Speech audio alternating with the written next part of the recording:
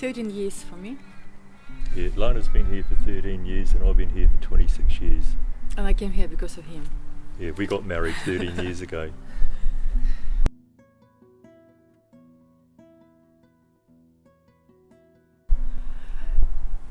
About 10 years ago we just walked in, and then we started to come occasionally. We come occasionally and then we drifted away, and then it was only about 3 years ago we come back again.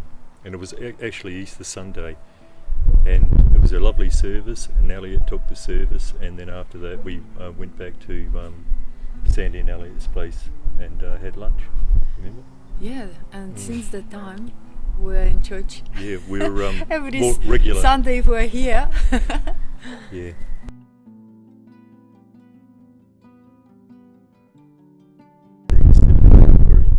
We went to the Philippines. We'd done a lot of research and we wanted a beach holiday, and because we love the ocean. And Les planned our holiday, and I didn't have a clue where we go, and we ended up in Manila, which is a concrete jungle. Yeah, there's no beaches in Manila, but I thought it was a good idea that we see the capital. And but it was a concrete jungle. Lana didn't like it. I hated it, and I thought, this is not a holiday. I want to go back home, or I want to go and have a holiday. I said to Les, look, if this is a holiday, I need 2 months break from you after this holiday. We eventually got to the beach. Yeah, and, after 3 days we went to the nice place, Yeah. Where we really had brilliant holiday. It was And really our good. son joined us there, and it was great. We had a brilliant holiday. The beach is beautiful and nice little islands, and we had a great family holiday. And then coming home, we were already on the road, and I'd planned to go to New Zealand. And Lana says, "Oh, while you're over here, you might as well plan your trip and go back from here." And so I did. I was back in Cebu, the last city we were in, and Lana and Austin went back to Aussie. And while I was sort of organising my trip, the airport's closed, and it was a bit of a shock, because and people were saying, "Oh, just ring the Australian embassy, you'll get back," and all the rest of it. And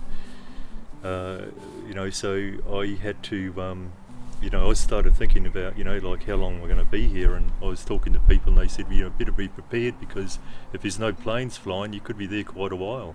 Are you prepared to be there for 6 months or more? And I'm thinking, well, there's got to be something going, like we got to get back.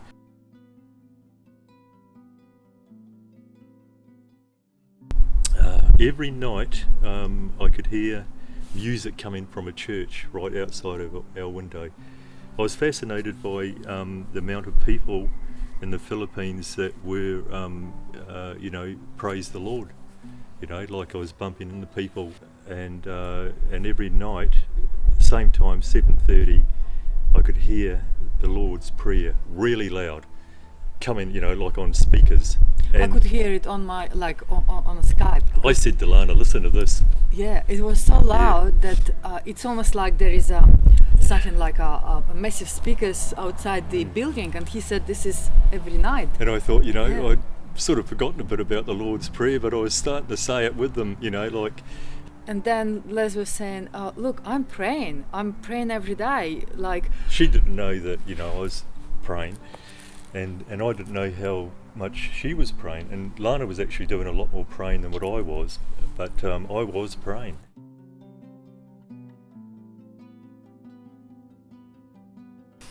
I started praying at night, every night when I went to bed, and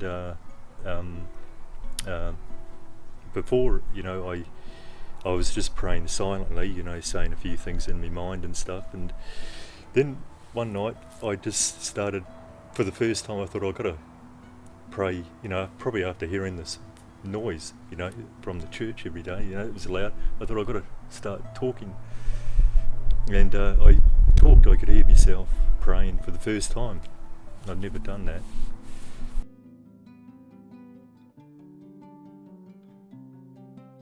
Yeah, a lot more power, and it left me feeling vulnerable, and you know, it was a lot more impact, you know, like praying loud, and I hadn't stopped, you know, like I prayed loud all the time, and you know, it was like a new beginning, and you know, being isolated, you really, you know, like I was having a darn good look at myself as well, because you're just there, you're isolated, you know, you just got yourself, and you know, I wasn't happy, Yeah. you know, with, you know, the way I was actually living before, where, you know, I didn't really have a look at it. You know, you can get complacent, and it probably I don't think our relationship was complacent, but our relationship with the Lord was certainly complacent.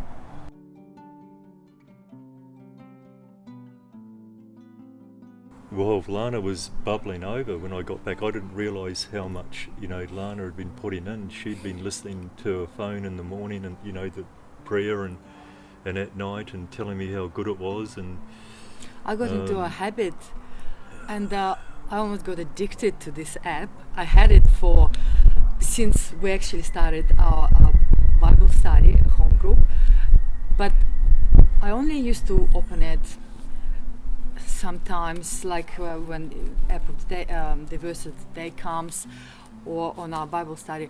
And then after, you know, when we were apart, I started to listen this audio, and I got addicted, and I said to Les, you have to do it as well. And Lana was sending this is so these interesting documentaries as well. And I was like, I was bubbling, I was saying, go and listen to this, go and listen to that. It's so interesting. It's just gonna open your eyes, and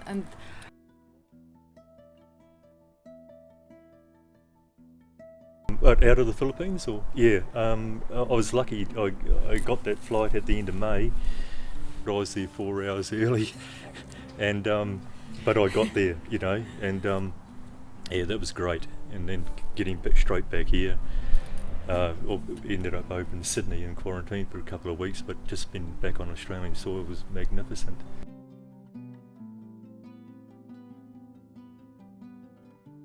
oh, we were so happy that we were we were nervous. Like All the I was madness had gone once we got to the beaches.